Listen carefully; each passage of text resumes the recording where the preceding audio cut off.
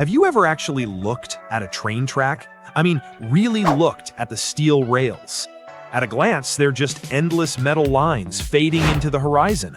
But look closer at the cross-section. It's not a solid block of metal. It's not a simple rectangle or a perfect cylinder. It looks almost like a capital letter I, but with a chunky top and a wide, flat bottom. This basic rail shape is everywhere, from the high-speed bullet trains of Japan to the massive miles-long freight trains crossing the Americas. But why?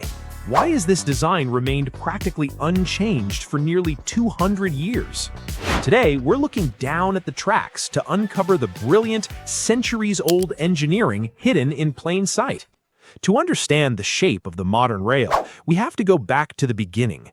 In the early days of railways in the 1700s, tracks weren't shaped like this at all. They were essentially just wooden rails. Later, thin strips of iron were added on top to reduce wear on the wood. But as trains evolved from lightweight horse-drawn carts to incredibly heavy steam locomotives, these early tracks literally started snapping under the pressure. Engineers also experimented with L-shaped rails, where the track itself had a raised lip to keep flat wheels from falling off, but it was a nightmare. Dirt, rocks, and other debris constantly piled up in the groove, increasing the risk of derailments. One of the biggest breakthroughs came when engineers realized something counterintuitive. Don't put the guide on the track, put the guide on the wheel. By adding a flange or a lip to the train wheel instead, the rail could be simplified.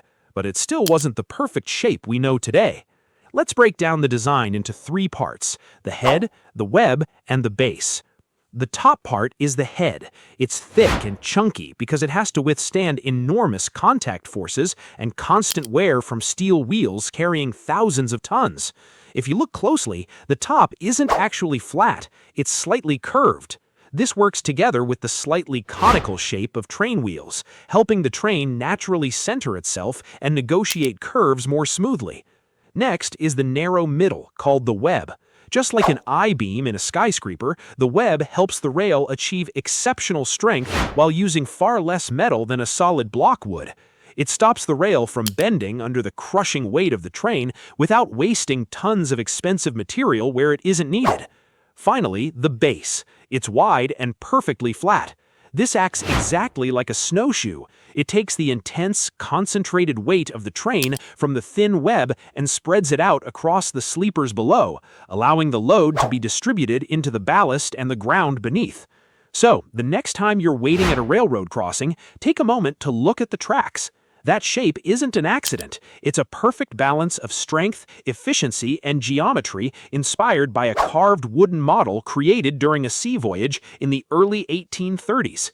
It's a simple thing with a deeply surprising history.